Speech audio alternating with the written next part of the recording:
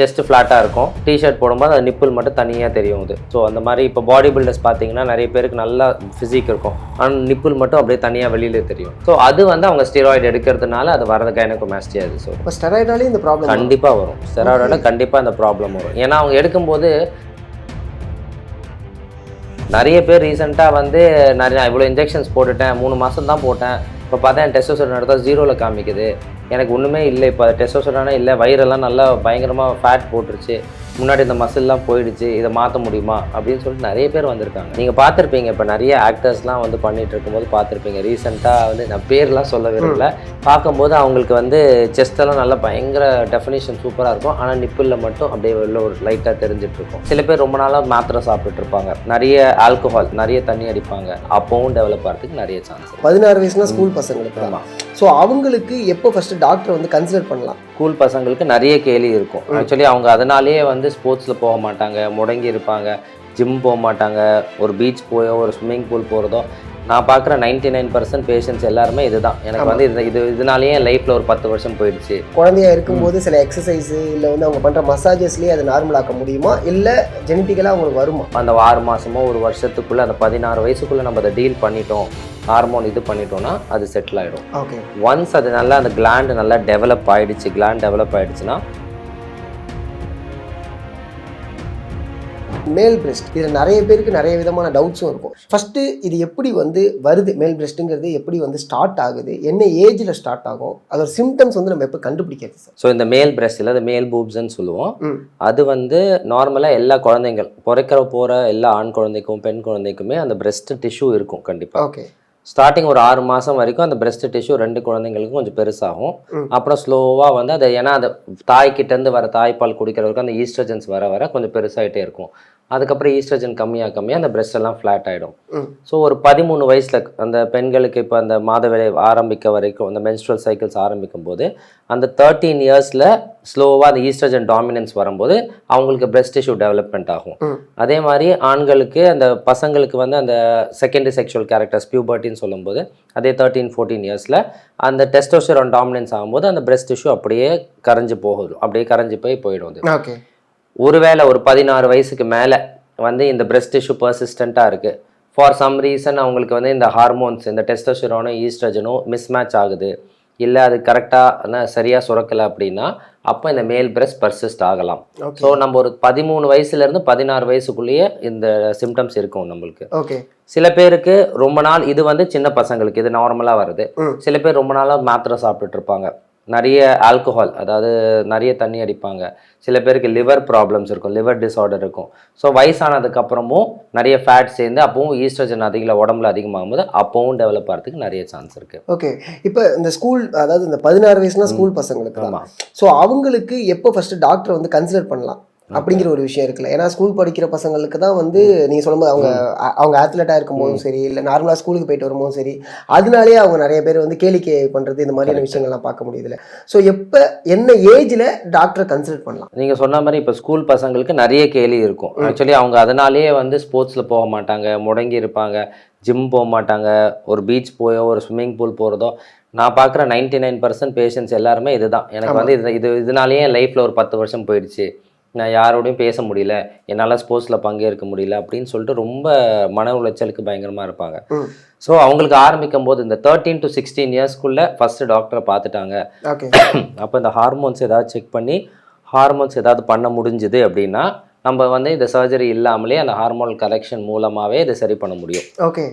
இல்லை இந்த gland develop ஆகி 16 வயசு ஒரு 18 வயசுக்கு அப்புறம் நான் வந்துட்டாங்கன்னா, அப்புறம் கிளாண்டு நல்லா டெவலப் ஆகிடுச்சு அப்படின்னா அப்போது நம்ம வந்து சர்ஜரி தான் ஒரே ஆப்ஷனாக இருக்கும். அந்த டைமில் மாத்திரை மருந்து கொடுத்து கரைக்க முடியாது. இது அண்ட் இன்னொரு விஷயம் இருக்குல்ல சார், ஃபார் எக்ஸாம்பிள் வந்து இந்த ஸ்கூல் படிக்கிற பசங்களுக்கு ஓகே இவங்களுக்கு வந்து இந்த மேல் பிரெஸ்ட் வந்து வந்துகிட்டு இருக்கு, பட் ஆனால் அது ஆரம்பத்திலேயே குழந்தையா இருக்கும்போது சில எக்ஸசைஸு இல்லை வந்து அவங்க பண்ணுற மசாஜஸ்லேயே அதை நார்மலாக்க முடியுமா, இல்லை ஜெனட்டிக்கலாக அவங்களுக்கு வருமா?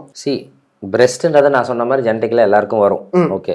ஆனால் இந்த மசாஜ்னால க்யூர் பண்ண முடியுமான்னு கிடையாது. அதான் இப்போ ஆரம்பத்தில் ஒரு நம்ம பார்க்குறோம் சின்னதாக, ஒரு 6 மாதத்துக்குள்ளே நம்ம அதை பார்த்து நம்ம அந்த ஹார்மோன்ஸ் என்னன்னு பார்த்து அதை ஐடென்டிஃபை பண்ணால் அப்போது அந்த 6 மாதமோ ஒரு வருஷத்துக்குள்ளே அந்த 16 வயசுக்குள்ளே நம்ம அதை டீல் பண்ணிட்டோம், ஹார்மோன் இது பண்ணிட்டோம்னா அது செட்டில் ஆகிடும். ஓகே. ஒன்ஸ் அது நல்லா அந்த கிளாண்டு நல்லா டெவலப் ஆகிடுச்சு, கிளாண்ட் டெவலப் ஆகிடுச்சுன்னா அப்புறம் நீங்கள் என்ன மருந்து கொடுத்தாலும் சரி, என்ன மசாஜ் பண்ணாலும் சரி, என்ன சர்ஜரி பண்ணாலும் சரி, அது போகாது. ஓகே. ஆரம்பத்தில் பண்ணக்கூடிய மசாஜஸ் ஓகே, இந்த மசாஜஸ்லாம் பண்ணிக்கலாம். அதான் 6 months அதாவது கிளாண்ட் ஆரம்பித்து ஒரு 6 மாதம் வரைக்கும் தான் டேப்லெட்ஸ் இருக்கும். மசாஜஸ்ன்றதை விட நீங்கள் சொல்கிறீங்க ஸ்டார்டிங்கில் எக்ஸசைசஸ் இருக்கும். ஸோ எக்ஸசைஸ் எதுக்கு வேலை செய்யும்னா மசில் டெவலப்மெண்ட் வேலை செய்யும். ஸோ டெஸ்டோஸ்டெரான் பூஸ்டிங்க்கு வேலை செய்யும். அது அந்த ஹார்மோனை பேலன்ஸ் பண்ண தான் ஹெல்ப் பண்ணுமே தவிர இதனால உங்களுக்கு வந்து அந்த மசாஜ் பண்ணுறதுனால கிளாண்டு போய்டுன்றதுலாம் எதுவுமே கிடையாது. அதே மாதிரி சில பேருக்கு இருக்கும், நான் செஸ்ட்டை இழுத்துட்டே இருந்தேன் அதனால தான் கிளாண்டு பெருசாகிடுச்சின்னு நினைப்பாங்க. அதுவும் அவ்வளோ பெரிய இது கிடையாது. இழுக்கும்போது ஸ்கின்ல தான் அவங்க இது பண்ண போகிறாங்க. ஸ்கின் லாக்ஸிட்டி வேணால் இருக்கலாம். ஸோ பின்னாடி கிளாண்டு இருந்தால் கண்டிப்பாக அந்த நிப்பிள் பின்னாடி அழகாக அந்த இது மாதிரி ஒரு கோன் மாதிரி தெரியும். நிப்பிள் மட்டும் தனியாக ப்ரொஜெக்ட் ஆகிற மாதிரி தெரியும். ஸோ அவங்க என்னதான் டைட் டிஷர்ட் செஸ்ட் ஃப்ளாட்டாக இருக்கும், டிஷர்ட் போடும்போது அது நிப்பிள் மட்டும் தனியாக தெரியும் அது. ஸோ அந்த மாதிரி இப்போ பாடி பில்டர்ஸ் பார்த்தீங்கன்னா நிறைய பேருக்கு நல்லா ஃபிசிக் இருக்கும், ஆனால் நிப்பிள் மட்டும் அப்படியே தனியாக வெளியில தெரியும். ஸோ அது வந்து அவங்க ஸ்டெராய்டு எடுக்கிறதுனால அது வரது கைனகோமாஸ்டியா அது.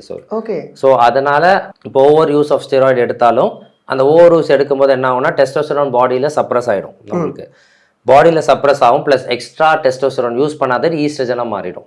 ஓகே. ஸோ ஈஸ்ட்ரஜனாக மாறும்போது கிளாண்ட் வளர ஆரம்பிச்சிடும். அப்போ ஸ்டெராய்டாலே இந்த ப்ராப்ளம் கண்டிப்பாக வரும். ஸ்டெராய்டால கண்டிப்பாக இந்த ப்ராப்ளம் வரும். ஏன்னா அவங்க எடுக்கும்போது சப்ளிமெண்டேஷன் இருக்குது. இப்போ நம்ம டெஸ்டோஸ்டெரான் ரீப்ளேஸ்மெண்ட் தெரப்பின்னு ஒன்று இருக்குது. அதாவது வயசானவங்களுக்கு டெஸ்டோஸ்டெரான் கம்மியாக இருக்குது, எனக்கு கொஞ்சம் ஆக்டிவாக இருக்கணும், எனக்கு வந்து முன்னாடி மாதிரி அந்த எனர்ஜி கொஞ்சம் கம்மியாக இருக்குது ஒரு 40-50 அது பண்ணலாம். அது பண்ணும்போது கொஞ்சம் லோ டோஸில் மைக்ரோ டோஸில் கொடுப்பாங்க அதை. பட் இப்போ நார்மலாக வந்து கைடன்ஸே இல்லாமல் எடுக்கிறவங்க எல்லாருமே வந்து ரொம்ப ஹெவி டோஸ் எடுப்பாங்க. திடீர்னு எடுத்தோடனே 250 அப்புறம் 500 அப்புறம் 1000 அப்படின்னு எடுக்க ஆரம்பிப்பாங்க. ஸோ இதில் என்ன தெரிஞ்சுக்கணுன்னா வந்து ஸோ பாடியில் வந்து ஒரு ஹார்மோனல் மெக்கானிசம் இருக்குது. ஸோ டெஸ்டோஸ்டெரான் நம்மளுக்கு பாடியில் சுரந்துட்டே இருக்குது. எவ்வளோ டெஸ்டோஸ்டெரான் நம்ம யூஸ் பண்ணுறோன்றதை பார்த்து ஒரு அதுவே வந்து ஆட்டோ லிமிட்டிங் மெக்கானிசம் இருக்குது. ஃபார் இப்போ நீங்கள் ஒரு கெட்டில் வச்சுருக்கீங்க, 100 டிகிரி வந்தோடனே தானாக ஆஃப் ஆகிடுதுல, அதே மாதிரி பாடியிலையுமே அந்த ஹோமியோஸ்டோசிஸ் மெக்கானிசம் இருந்துகிட்டே இருக்குது. நம்ம பாடிக்கு தேவைக்கு ஏற்ப டெஸ்டோஸ்டெரான் வந்துகிட்டே இருக்குது. நீங்கள் எக்ஸ்ட்ராவாக வெளியிலேருந்து டெஸ்டோஸ்டெரான் கொடுக்குறீங்க, கொஞ்சம் கொஞ்சமாக கொடுக்குறீங்கன்னா சப்ளிமெண்ட் பண்ணும்போது பாடி எதுவுமே பெருசாக வந்து அதை கண்டுக்காது, நார்மல் ப்ரொடக்ஷன் போயிட்டே இருக்கும். நீங்கள் ஒரு பல்க் டோஸாக உள்ளே கொண்டு கொடுக்குறீங்கன்னா அதை என்ன நினச்சிக்கும், நம்ம நிறைய டெஸ்டோஸ்டெரான் இது பண்ண போகிறோம் இருக்குது, அதனால நம்மளோட ப்ரொடக்ஷனே கம்மி பண்ணிகிட்டே இருக்கும். ஸோ நிறைய பேருக்கு இந்த மாதிரி எக்ஸசைஸ் ஸ்டெராய்டு எடுக்கும்போது இந்த கைனகோமாஸ்டியா தாண்டி அவங்களுக்கு சுத்தமாகவே அவங்களுக்கு டெஸ்டோஸ்டெரான் 0 வரைக்கும் வந்திருக்கு. ஓகே. ரொம்ப ஹெவி டோஸ் எடுத்து நிறைய பேர் ரீசெண்டாக வந்து நிறையா இவ்வளோ இன்ஜெக்ஷன்ஸ் போட்டுட்டேன், 3 மாதம் தான் போட்டேன், இப்போ பார்த்தா என் டெஸ்டோஸ்டெரான் எடுத்தால் 0ல் காமிக்குது, எனக்கு ஒன்றுமே இல்லை, இப்போ டெஸ்டோஸ்டெரானே இல்லை, வயிறெல்லாம் நல்லா பயங்கரமாக ஃபேட் போட்டுருச்சு, முன்னாடி இந்த மசில்லாம் போயிடுச்சு, இதை மாற்ற முடியுமா அப்படின்னு சொல்லிட்டு நிறைய பேர் வந்திருக்காங்க. ஓகே. ஸோ இதெல்லாம் வந்து ரிஸ்க் இருக்குது. பட் நம்ம பார்க்கறதுல கைனகோமாஸ்டியாக்கு steroid also has a very important role. கண்டிப்பாக அதுவும் கண்டிப்பாக இது பண்ணும். அண்ட் இந்த மேல் பிரெஸ்ட்டில் வந்து பார்த்தீங்கன்னா எவ்வளோ நாளில் க்யூர் பண்ண முடியும்? ஃபார் எக்ஸாம்பிள் வந்து ஃபர்ஸ்ட்லேருந்து அவங்களுக்கு அந்த அவேர்னஸ் இருக்காது, மேரேஜ் அப்படிங்கிற ஒரு டாக் வர ஆரம்பிக்கும் போது அந்த இன்ஃபியாரிட்டி காம்ப்ளெக்ஸ்னால இல்லை அப்படின்னு அவங்க தள்ளி போட்டுக்கிட்டே இருப்பாங்க. எனக்கு ஃபர்ஸ்ட் இந்த ப்ராசஸ் சொல்லுங்கள், எவ்வளோ நாள் இந்த ப்ராசஸ் எடுத்துக்கும், எவ்வளோ நாள் நம்ம க்யூர் பண்ண முடியும்? ஃபார் எக்ஸாம்பிள் இப்போ வந்து அவங்க மேரேஜ்னு வச்சுக்கோம். ஸோ மேரேஜ் வந்துட்டாங்கன்னா ஸோ அந்த ஏஜில் வந்து நம்ம சர்ஜரி மட்டும்தான் ஆப்ஷன். ஓகே. அதுக்கு வந்து டேப்லெட்ஸ் கிடையாது, அதுக்கு நீங்கள் சொல்கிற மாதிரி எக்ஸசைசஸோ மசாஜஸோ அப்போ ஹார்மோன் தெரப்பிலாம் வேலை செய்யாது.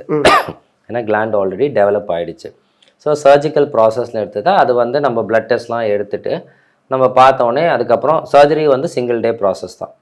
ஸோ சிங்கிள் டே வந்தாங்கன்னா சர்ஜரி முடிஞ்சுட்டு டே கேர் மாதிரி சர்ஜரி பண்ணிவிட்டு தென் அதுக்கப்புறம் இது போயிடலாம். ரெகுலர் ஃபாலோஅப்ஸ் இருக்கும் நம்ம. ஸோ 3rd டே ஒரு ஃபாலோஅப் இருக்கும். சர்ஜரி முடிஞ்சதுக்கப்புறம் அவங்க வந்து ஒரு கம்ப்ரெஷன் கார்மெண்ட் மாதிரி ஒரு வெஸ்ட் மாதிரி ஒன்று இருக்கும், இந்த பனியன் மாதிரி இருக்கும், ஆனால் டைட்டாக இருக்கும் அது.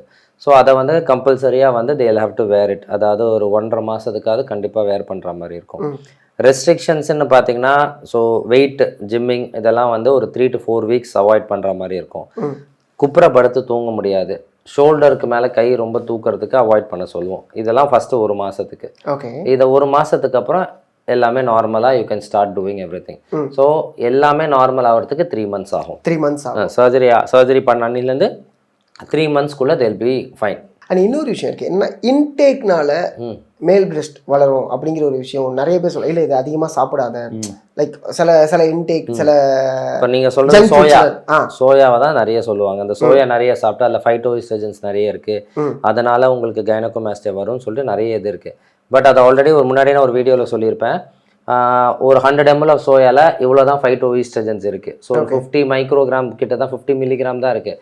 நம்ம தேவைப்படணும். நீங்கள் நான் சொல்கிற லெவலுக்கு மேல் பிரஸ்ட் டெவலப் பண்ணணும்னா அதுக்கு நம்ம வந்து இன்னும் அதிகமான சோயா சாப்பிடணும். டெய்லி சோயா தவிர வேறு எதுவுமே ப்ரோட்டீன் சோர்ஸ் இல்லாமல் இருந்தால் மட்டும்தான்.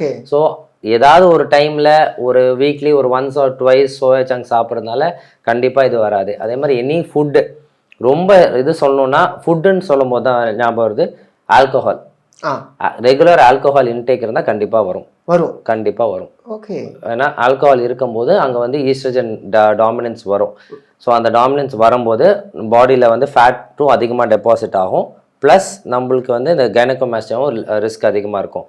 ஆல்கஹால்னால லிவர் ப்ராப்ளம் வருது, சிரோசிஸ் வருது, இல்லை ஃபேட்டி லிவர் வருதுன்னா அப்போவுமே இந்த கைனகோமாஸ்டியா வரதுக்கு நிறைய சான்சஸ் இருக்குது. ஆனால் இன்னொரு விஷயம் இருக்குல்ல சார், ஃபார் எக்ஸாம்பிள் வந்து ஓகே இதுவும் ஒரு ஃபேட் தான் அப்படின்னு நினச்சிக்கிட்டு லைக் நம்ம ஜிம்முக்கு போயிடலாம், ஜிம்முக்கு போயிட்டு அதை நார்மலைஸ் ஆக்கிடலாம் அப்படிங்கிற ஒரு டிசிஷன் எடுக்கிறாங்களே, it's a good or bad? ஜிம்முக்கு போய் எவ்வளோ ஜிம் பண்ணாலும் எவ்வளோ தான் நீங்கள் ஒர்க் அவுட்ஸ் பண்ணாலும் கைனகோமாஸ்டியா போகாது. டெவலப் ஆகிடுச்சுன்னா ஓகே வெளியில் இருக்க ஃபேட் மாறும்.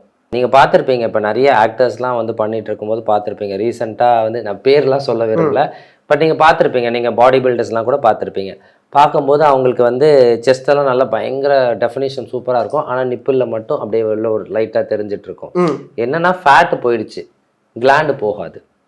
ஓகேவா? இல்லை இன்னொரு என்னென்னா இப்போ ஜிம் சைடில் வந்து பார்த்தா ட்ரெயினர்ஸ் எல்லாமே வந்து இந்த கிளாண்டு சப்ரெஷனுக்கு யூஸ்வலாக நாங்கள் வந்து பிரெஸ்ட் கேன்சர் முடிஞ்சதுக்கப்புறம் தெரப்பி முடிஞ்சதுக்கப்புறம் சில ஹார்மோன் ரிலேட்டட் பிரெஸ்ட் கேன்சரை சப்ரெஸ் பண்ண, புதுசாக கேன்சர் வரக்கூடாதுன்னு சொல்லி சில ட்ரக்ஸு கொடுப்போம். ஓகே.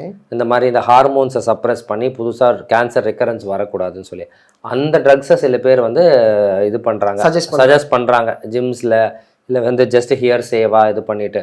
பட் அதெல்லாம் ரொம்ப டேஞ்சரஸ். ஏன்னா என்னென்ன ப்ராப்ளம் ஆகும்? இல்லை ஆக்சுவலி ஏன்னா அந்த ட்ரக்ஸ் என்ன ப்ராப்ளம்னா பிளட் ப்ரெஷர் இன்க்ரீஸ் பண்ணுறது, இல்லை அந்த ரத்த குழாயில் வந்து அந்த ஃபேட் டெபாசிஷன், அதாவது ஹார்ட் அட்டாக்ஸ்க்கு இல்லை ஹார்ட் ரிஸ்க்ஸ் அதிகமாக்குறது. அதனால தான் அதை நாங்கள் வந்து ட்ரீட்மெண்ட் தெரப்பியாகவே கொண்டு வரல. அதெல்லாம் கம்பேர் பண்ணும்போது சர்ஜரின்றது ரொம்ப லோ ரிஸ்க்காக முடிஞ்சிட்டு போயிடுது. ஏன்னா ரேட் ஆஃப் காம்ப்ளிகேஷன் ரொம்ப லெஸ் தென் 5% தான். ஓகே, அவ்வளோதான். ஸோ அப்படி ஒரு சர்ஜரி வந்து நம்ம நல்லா இது வரும்போது எதுக்கு வந்து ஹார்ட்லேயும் இல்லை மற்ற நம்ம ஜென்ரல் ஹெல்த்தையுமே வந்து பாதிக்கிற மாதிரி ஒரு டேப்லெட் சாப்பிடணும்னு சொல்லிட்டு சஜஸ்டே பண்ணுறது கிடையாது.